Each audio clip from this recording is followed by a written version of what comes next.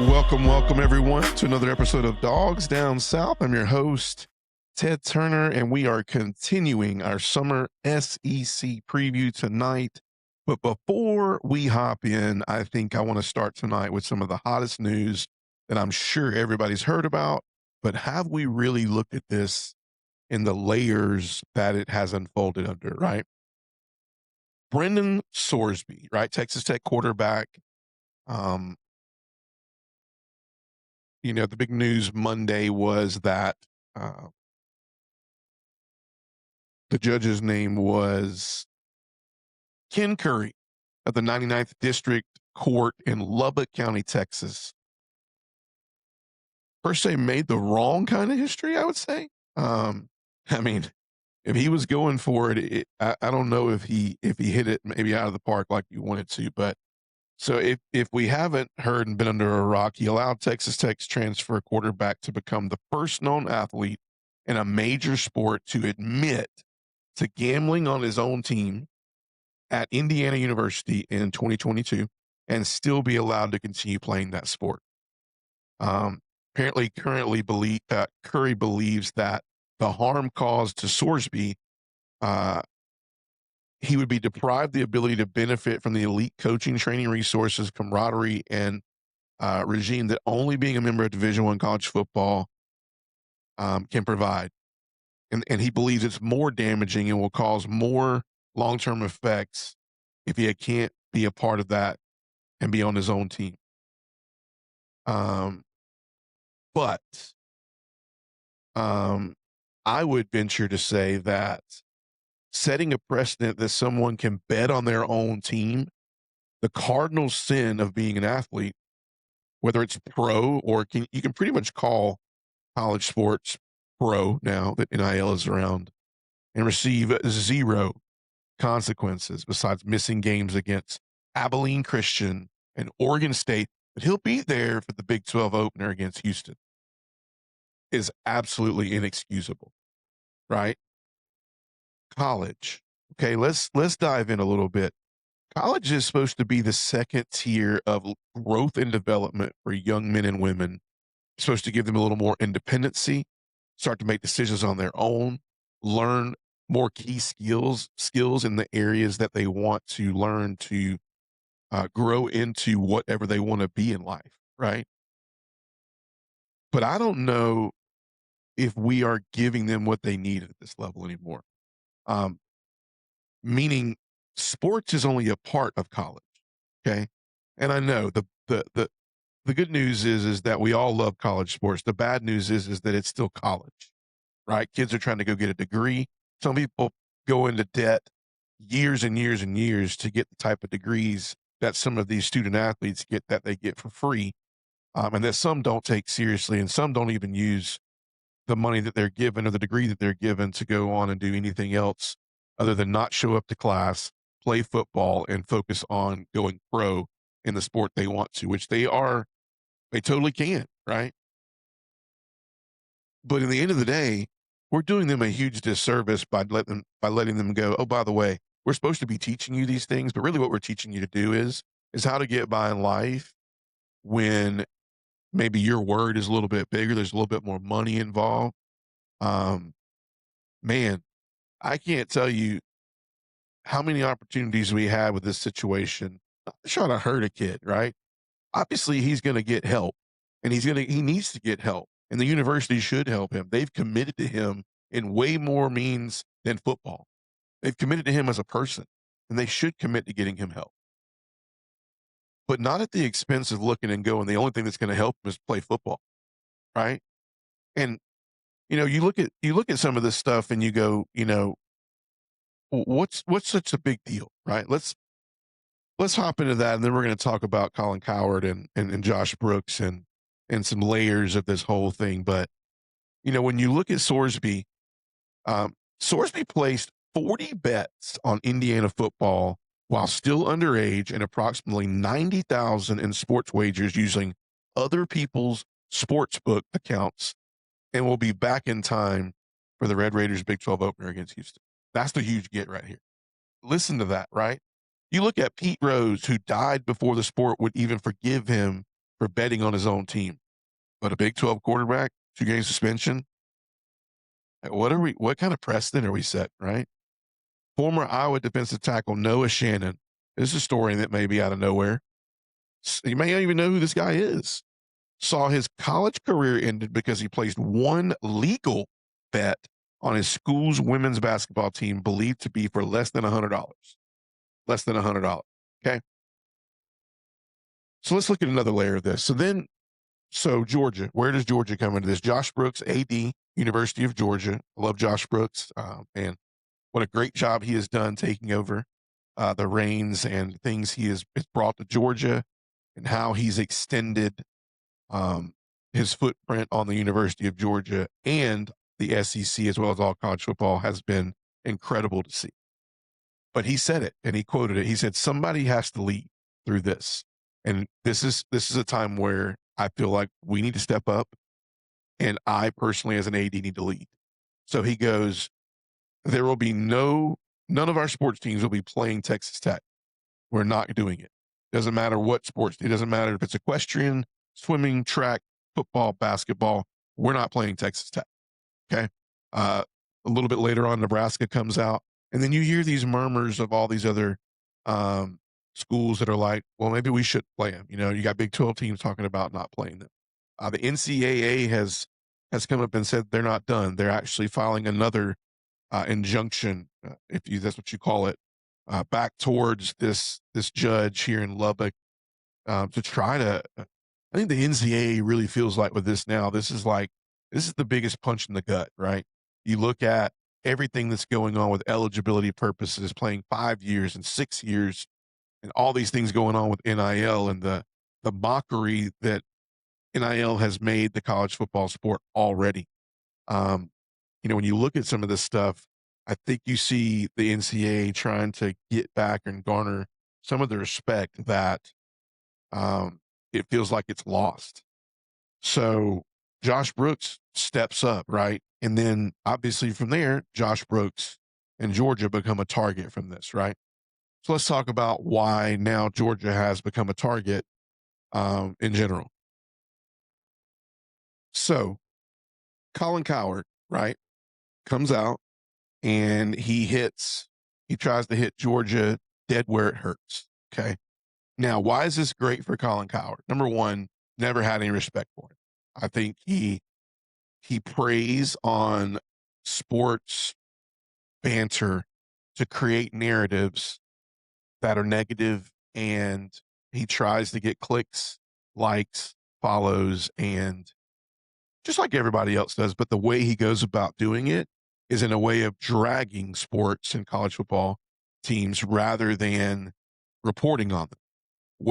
Reporting on them is what we're called to do. Even right now, we're reporting on all this stuff. Are we giving our opinion? Yes. And he's solely do that opinion. But I feel like you're coming at it in the wrong direction, and I think you're going to probably eat these words. Let's look at it. He took issue with Georgia's boycott as a massive overreaction, an example of the college establishment making a scene instead of focusing on their own locker room, while also referencing USC leaving the Pac-12. This is semi-victimless, right? Cowherd said, this is not a pro athlete doing something illegal. I beg to differ. They make money that is well above what an amateur athlete has made ever in any college sport.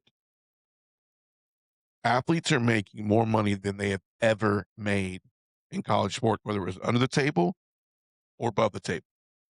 Period. That's one comment that's not correct, in my opinion. There's victims, dumb college kid. He'll wear it forever, cost him millions of dollars, probably doesn't get drafted, and will be, in my opinion, overturned by the Texas Supreme Court. But when I see all these schools out here, we will not schedule them. Oh boy, Georgia football, really? I mean, I'm a USC homer, right? At least you think so. All these schools, this is still reporting what Cowherd said, have skeletons in their closet. All these schools have skeletons. Didn't USC basically engineer the end of the Pac-12 conference? Pac-12 was like, I love the Pac-12 football. USC is like, yeah, we're leaving and taking the Bruins. Excuse me, I beg your pardon, what? Is what he refers to. So, and then he says Georgia, he goes on to say Georgia football going all Pope Leo and Pat Boone. Spare me. I mean, spare me. Take a deep breath. We he's basically referring to how wrong it was. He should be punished, but he's going to wear it forever, is what he said. Now, and then Colin Cowherd goes on to talk about how Georgia had 8 arrests this past year, and they should have an autobahn, in Athens, and all these other things. And it's like Colin Cowherd has never liked Georgia, by the way. Okay, just going to throw that out there. Also, at the end of the day, I highly believe that in the great big scheme of things, when things happen, when crimes are committed, or you did something that doesn't line up with the rules of the NCAA or even your team rules, right? Don't go to class. You don't make the grade. All these. I mean, remember when grades were a thing? They're not anymore, right? I'm pretty sure that either athletes have gotten their crap together, or do we really think that? I mean, a lot of them have. But we also know that teachers are looking, going, if I want my job, I might want to pass these athletes, right? I don't think they have that problem anymore, right? But like, I'm pretty sure that when you look back at the culture of Georgia football, that Georgia has suspended, kicked people off, or kicked players off the team, and done what needed to be done to discipline these players in the right way. Which, by the way, what would you like Georgia to do? Because apparently you can go out there and you can bet money on your own team and justifiably continue playing without any rules being broken. So why wouldn't Georgia's players just keep speed and keep getting arrested? If they were going off the rules of the NCAA, and I don't know, maybe even thinking they're above the law, in this day and age, they probably would be correct. But at the end of the day, like, Kirby Smart's not going to allow that, right? But the fact that the University of Texas Tech and the coaches go, we agree with that decision. We're going to give them a 2-game suspension. Really? 2-game suspension. Wow. Not that we're out to hurt, Sorsby. We're not out to hurt him. Like, what we want from him is him to get help, him to understand that was wrong, and to go back to what I first said is it's a college athlete that we need to teach what's right from wrong. But instead, we're just teaching him you can go do wrong, and no matter what, it's going to be right.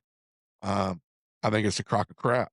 I think it's ridiculous, and I think Colin Cowherd needs to apologize to Georgia. I think he needs to apologize to anybody that he's brought into this whole mix, and understand that it's people like him that will speak out and be on the front page of every news media outlet and every TikTok page and every podcaster's comments tonight and yesterday, that are sitting here going, you're the reason why. You're just another slither of why NIL and college sports is out of control right now. And you are sitting here bantering about, well, he just made a mistake. No, he didn't make one mistake. He didn't make 2 mistakes. He bet 40 times on Indiana football. 90,000 in sports wagers. It wasn't $100 bet on Prize Picks. 40 times. You don't think on the 20th time, the 25th time, the 30th time? Come on. Let's stop making excuses. If these guys and these gals in sports and college football want to be paid for their name, image, and likeness, they're going to have to start performing and to start acting like professionals in what they do. And that's just all it is to it. And here's the last thing I'll say about it. The reason why I think a lot of people are very adamant about this decision, right, has zero to do with Texas Tech, by the way. Nobody's scared of Texas Tech, okay? Texas Tech plays nobody. Their schedule this year is mediocre at best. All of a sudden they're big and bad because they dropped, $70 to $100 million in the past 2 years on rosters. And so all of a sudden, they're back. You got embarrassed in the college football playoffs last year. Absolutely embarrassed, by the way.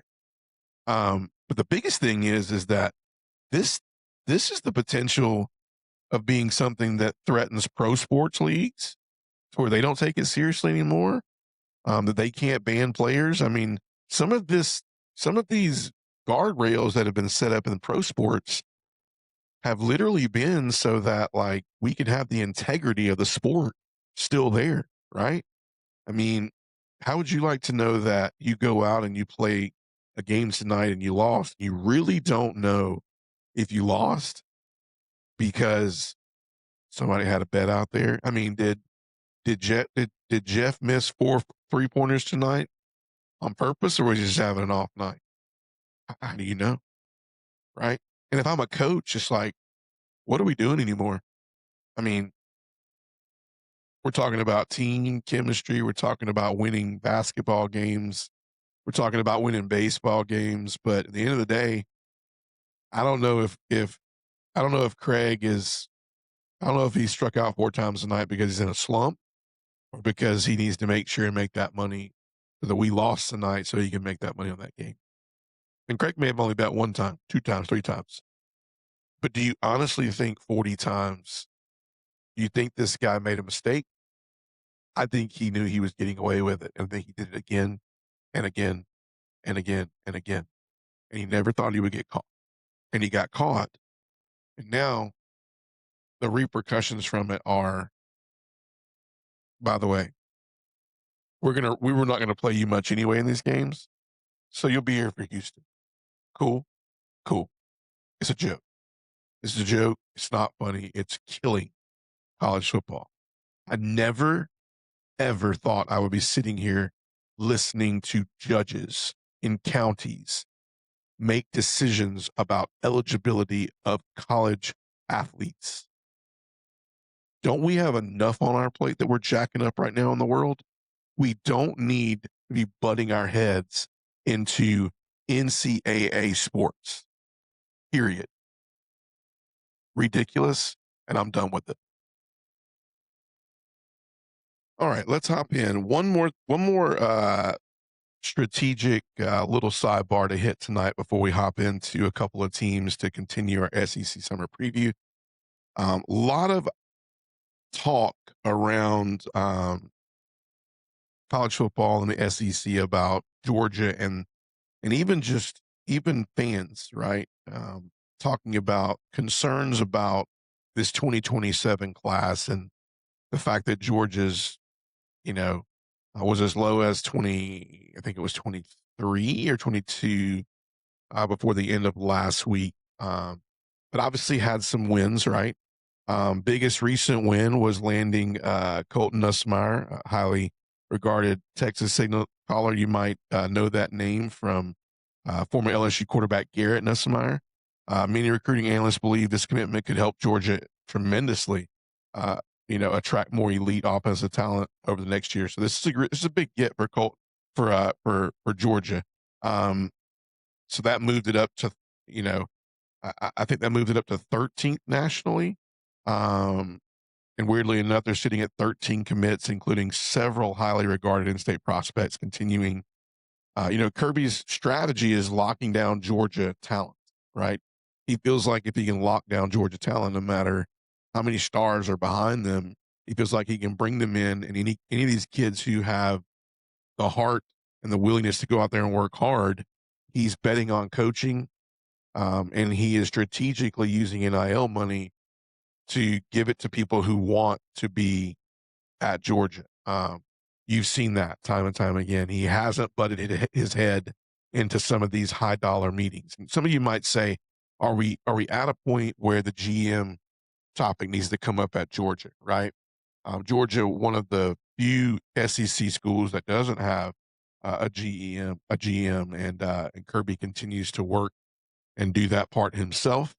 But I just say I trust Kirby in this, right? Kirby is still one of the most trusted coaches in the college game. He's very respected by all the SEC. He is, if not the best coach in college football, he's definitely top 3. And I'm saying that from other people's lists, not just mine, right? he's definitely on the top of my list, but I think when you look at other people's lists and other people, obviously they have their team biased. Um, I do find it hard for people to put Signetti up there and some of these equations because it's like, man, like I get it, but I mean, he still doesn't have the accolades that Kirby has. He may get there, but he doesn't have those accolades. Um, so what can we say to kind of get the blood pressure down a little bit of people that are concerned about this class? Okay.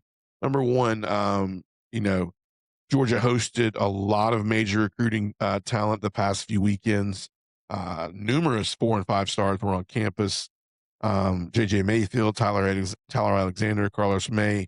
Uh, Georgia's pushing hard, a little bit harder for defense in 2027. O line is going to need some depth there.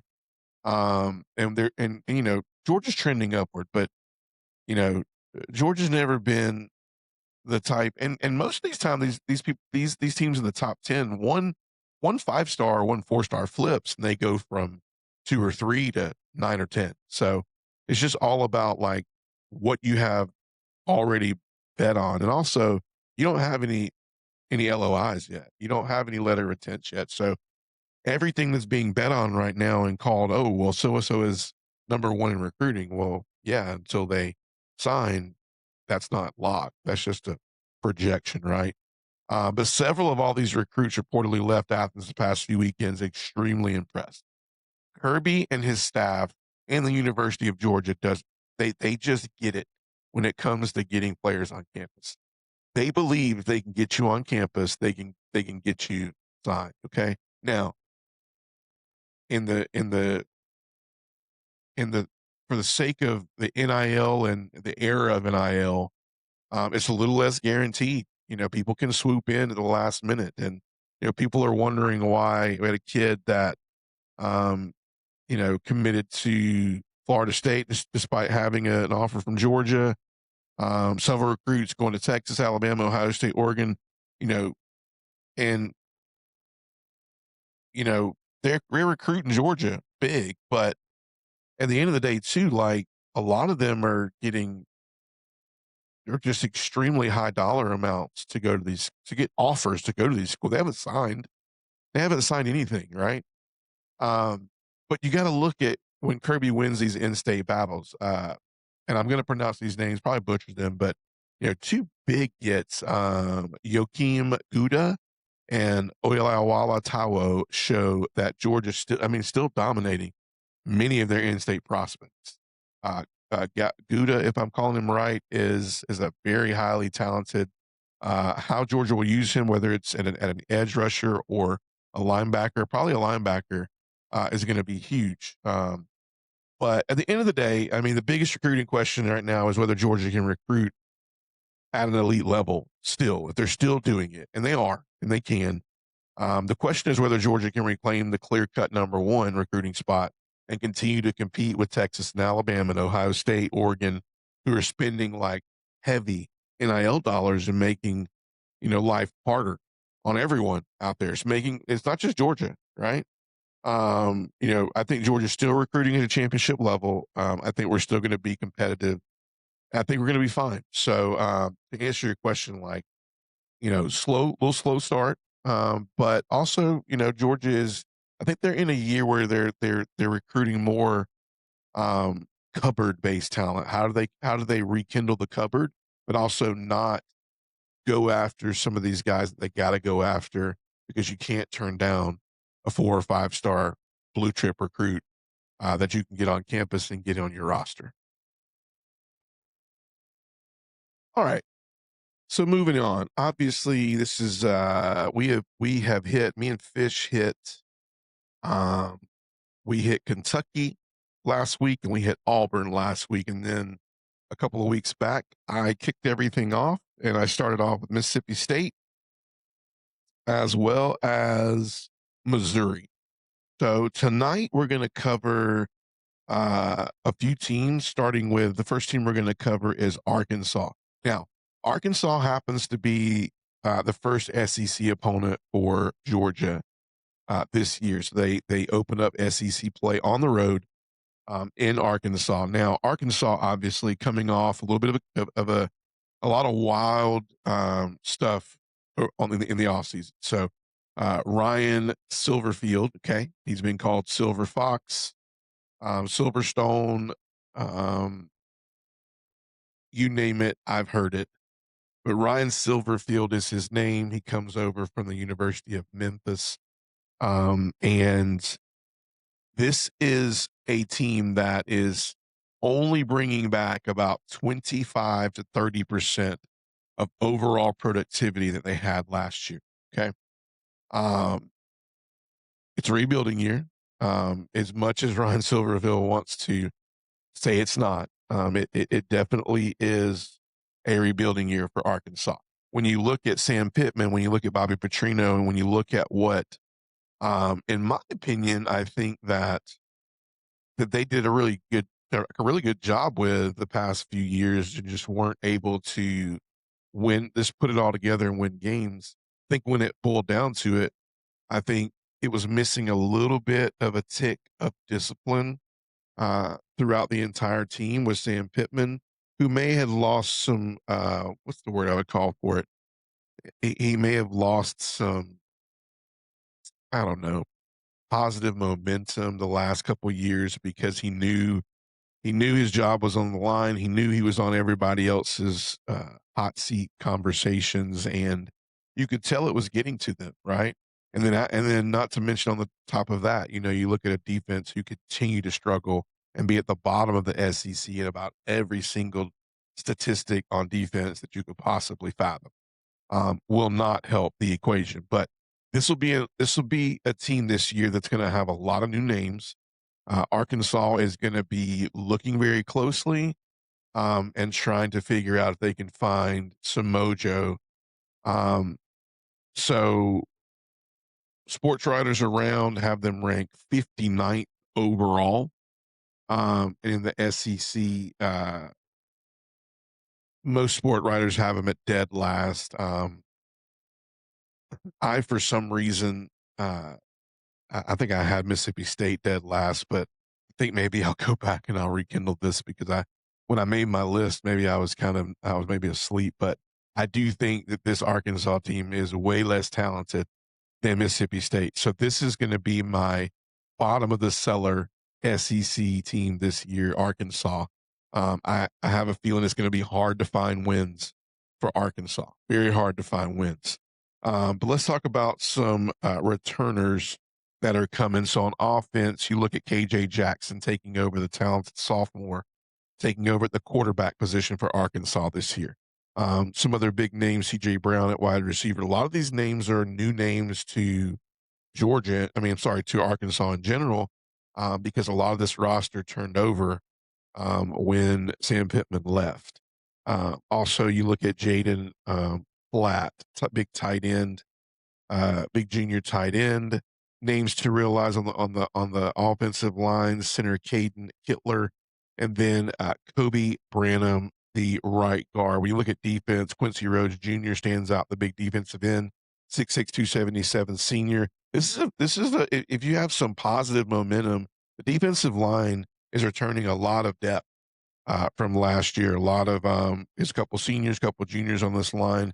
The defense, in my opinion, has a chance to be better, only because of the fact that most of the depth they have coming back is on the defense, and most of them that are coming back stuck it out.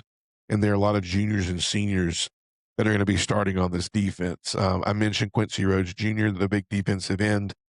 You look at linebacker Bradley Shaw, 6'1", 227 junior.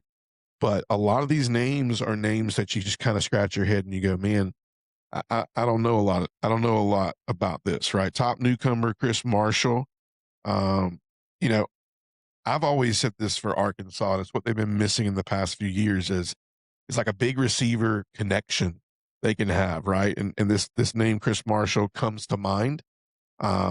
Big play guy from Marshall.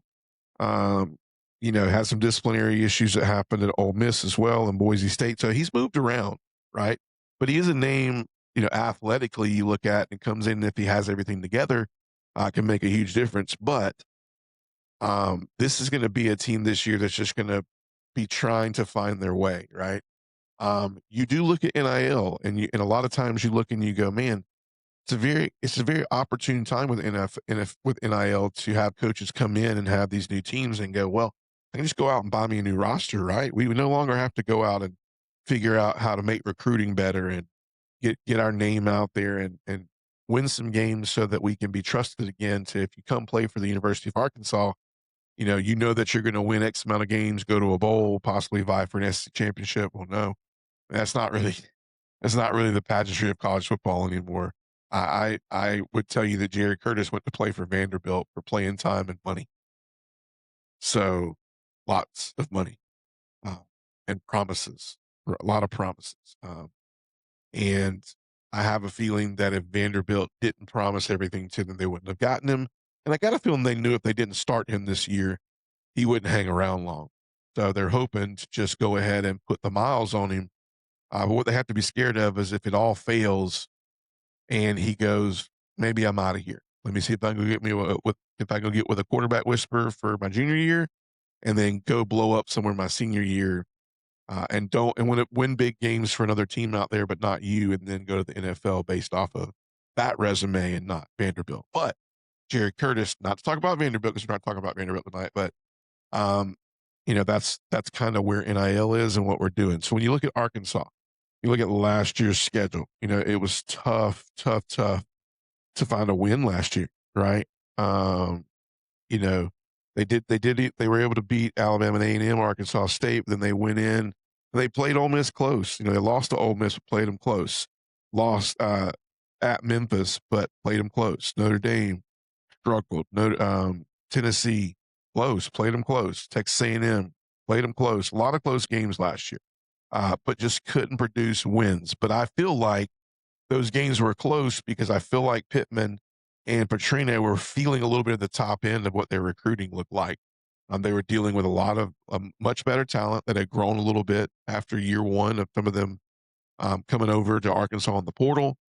And if it was going to be a year for them to kind of strut their stuff, it was last year. But the best they could do was come close. Now this year, a little bit different story. I mean, they open up North Alabama, they go to Utah, and then you look at Georgia at home, Tulsa at home, at Texas A&M, at home versus Tennessee, then at Vanderbilt, Missouri, at home, at Auburn, South Carolina at home, at Texas, and then LSU at home. I struggle to find a lot of wins, and I struggle to find an SEC win again this year for Arkansas. Okay. And I know we're going to pick these games throughout the year, but my take on Arkansas is this is going to be a team that continues to rebuild. It's going to be a team that's going to rely on development. Can Ryan Silverfield come in and develop some of these players and get the best out of them and start to, I guess, garner some trust? No matter what money you throw out there, you got to be able to garner some trust that the players that do want to come and not only make a good amount of money, but also want to have a great college environment and play in front of a great college environment. That is still important to some players, right? Most players. That's in the kind of the back burner for them is to go, I still do want this entire experience. And so if they can create that, that's huge. Biggest question is like, what's a win this year for Arkansas? In my opinion, a win for me is trying to pull one of these home games off, right? Maybe a South Carolina at home, maybe a Missouri at home, right? Um, and I don't know, can you how good is Auburn going to be? Can you go on the road and slip up and beat Auburn? I don't know. I think it's highly unlikely, but that's what they're betting because I think the only games you can guarantee are North Alabama, maybe. And I don't know if these are guarantees, guys. North Alabama and Tulsa. I don't know if you can guarantee Tulsa, right? So this could be a long season for Arkansas. And in my opinion, um, Georgia getting them first opener on the road will be interesting. Looking forward to it. But yeah, my bet on Arkansas is this year is don't bet on 'em. All right. And the second team that we want to talk about that plays Georgia this year and is part of our SEC preview is going to be South Carolina. So, South Carolina, we're going to spend a little more time on tonight. Why? Because a lot of people are saying Shane Beamer is on the hot seat this year. Matter of fact, a lot of people have him as number one as far as SEC hot seat, right? So, what was the big deal with South Carolina last year? A lot of people looked at South Carolina and was like, man, you got Lenore Sellers.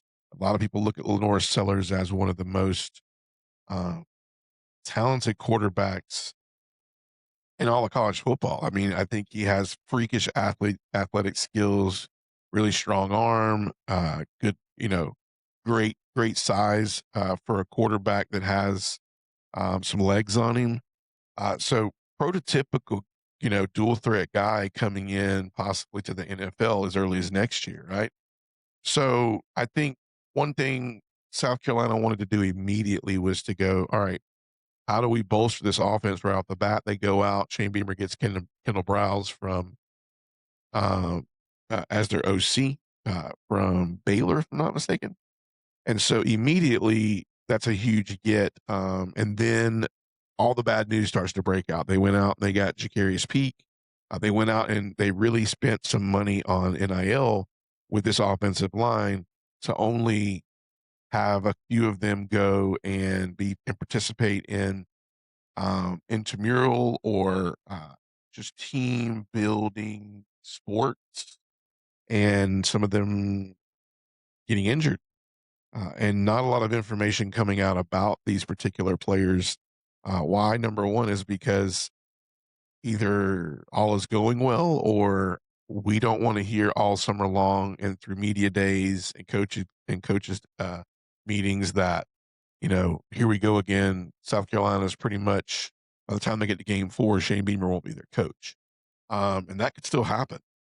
But I will tell you that they stand a chance of having a lot better of an opportunity to not be in that situation. Obviously, when you look at, the respect level that I have for this roster is incredible. I mean, you have players like, obviously we talked about Lenore Sellers, just a freakish athlete, man. Nick Harbor, I mean, geez, man, 6'5", the kid runs a 4.340. Maybe it's less, maybe it's more. I don't think it's more. Brady Hunt, the big tight end, and like we talked about, presumably you look at Jacarius Peak starting at tackle, the other guy. You got Shedrick. Shedrick's last name is Barrett, right?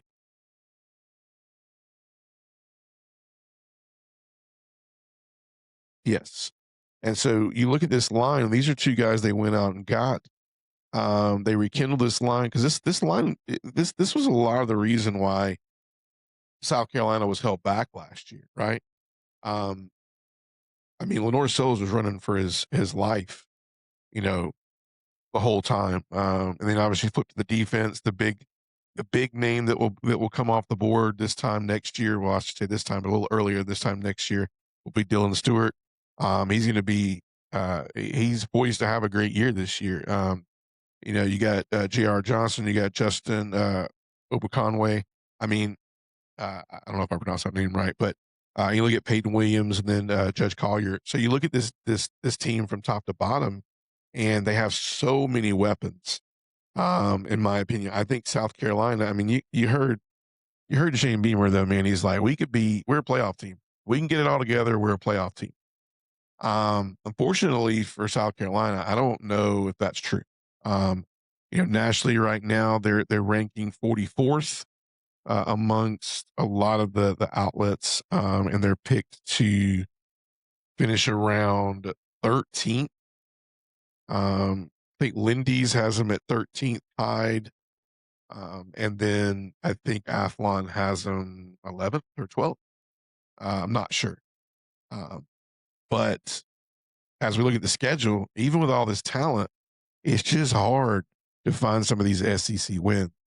When you look at the schedule that's coming up this year, you got Kent State, you got Towson, you got Mississippi State at Alabama, you got Kentucky at home, you go to Florida, go to the Swamp, you're at home against Tennessee, you go to Oklahoma, home versus Texas A&M, at Arkansas, Georgia, and then at Clemson.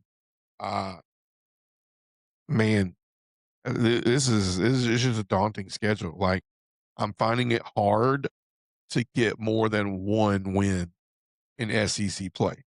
If I had to name the team I think they will beat in SEC play, and the only one I think they will win in SEC play would be Kentucky. Um, but I do think they'll beat Kent State, Towson, maybe Mississippi State. Um, but there's a lot of question. A lot of people already kind of lean towards Mississippi State winning that game. Um, but I would say 2 games just because I have Mississippi State struggling to find a win at all.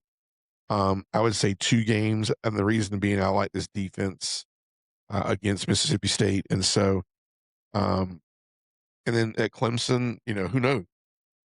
But the big the big take on South Carolina is like, for the most part, like Beamer is a likable coach. I think the talk around South Carolina is that Shane Beamer does a great job. He has great camaraderie with his team. Players love him, and his family's very close to the University of South Carolina. They love it there. They're very they're his wife and him are very around the team a lot. His family is. And so this is a relationship that will hit hard if it ends. Okay. Beamer's poured a lot into South Carolina, and I just feel like, man, there was a couple opportunities he had, and they just didn't pan out. And I don't know if I've ever seen a better opportunity that he's had previous to this year, but I don't think that opportunity is as good this year. The only thing I would say the wild card is how good can Kendall Browse make this South Carolina offense? That's the question. I think this defense will do enough to keep them in games, but how good can Lenore Sellers and Nick Harbor and this South Carolina offense be? And how healthy is this offensive line? And that's the key question because um, even when they're healthy and everything's clicking, I'm questioning 2 wins in the SEC. And I don't think 2 wins is going to get Shane Beamer another year. Now, total, I think that would put them. I mean, does it make them bowl eligible? I mean, if they were to beat Kent State, Towson, that's 2. Mississippi State would be 3. Kentucky would be 4. Um, they would have to become bowl eligible. They would have to beat Florida at Florida, or at Arkansas, get them 5, or Clemson at Clemson. I don't think they're winning any other games. They're going to be borderline. I think they're going to be 5 games. I think I see 5 wins for South Carolina, and I don't know if 5 wins is if that cools your seat at South Carolina. I really don't. Um, it's tough.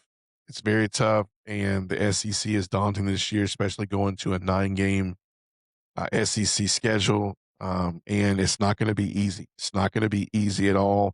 Teams like South Carolina, Mississippi State, Kentucky, some of these teams we're talking about, Arkansas, before we get into the meat and potatoes of the SEC. Some of these teams we're talking about, unfortunately, are going to be at the bottom. And they would have to have borderline bad news Bears moments out of the blue, out of left field to prove me wrong. Because I think the common denominator, at least with every team but South Carolina, is roster struggles. And being able to feel, even though, Mississippi State likes what they have, Kentucky, I mean, they're all going to like what they have, but at the end of the day, once you start competing against other teams, you know where you're going to be. And is coaching and strategy a part of it? Absolutely. But when we look at how it all lines up with talent, there are some times when you just look out there and you go, man, there's just more talent out there right now. And they're doing a great job, but it's just hard to continue to hold this other team down because the talent is lopsided. But for Shane Beamer and a guy who worked at Georgia for a while back, and we want to see Shane Beamer succeed. But something's going to have to click different this year to put some of these W's in front of these games that I'm just looking and going, no, I don't feel like they have a chance. But could Kendall Browse get enough going with this offense that Lenore Sellers can get comfortable and you can pull that talent back out of him after last year and get Nick Harbor going the right direction, get this offensive line healthy and get them flowing at a high pace. Maybe I can see that turning South Carolina to a 7 or 8 win team, but I still don't think South Carolina is playoff ready. Like, even on if all those things come to pass, I don't think they're a playoff team like Shane Beamer is hoping. So that's it. Hope you guys enjoyed it tonight. We covered a lot of topics, and we're continuing throughout the summer to continue to preview all the SEC teams. First off, that are playing Georgia, and then lastly, we will get to all of them, including Georgia. And then obviously once uh, we get in closer to when fall camp starts, we'll be highly covering that and involved with that. And yeah, counting down the days. I think I saw a thing that yesterday, other day, that was 92 days. So I think we're either 90 or 89 days away from kickoff. We're even closer to SEC media days as well as um, fall camp. And man, I just can't wait, man. If you haven't already done so, please make sure you go drop a like and follow. We are on YouTube, Dogs Down South. 24 hours later, Apple Podcast. We would appreciate your like and your follow over there. Go check us out over there. There's tons of episodes that we've already posted, including our 100th episode, our inaugural 100th episode of Dogs Down South, which we're grateful for everyone who follows and who listens. So thank you so much. And also, like I said, if you haven't checked out episode 103 and 102, that started our summer series off where we previewed 4 other teams, but go check those out. But yeah, we'll be hitting it the rest of the summer. Looking forward to it. I hope everybody continues to have a great summer. And until next time, as always on Dogs Down South, go Dogs.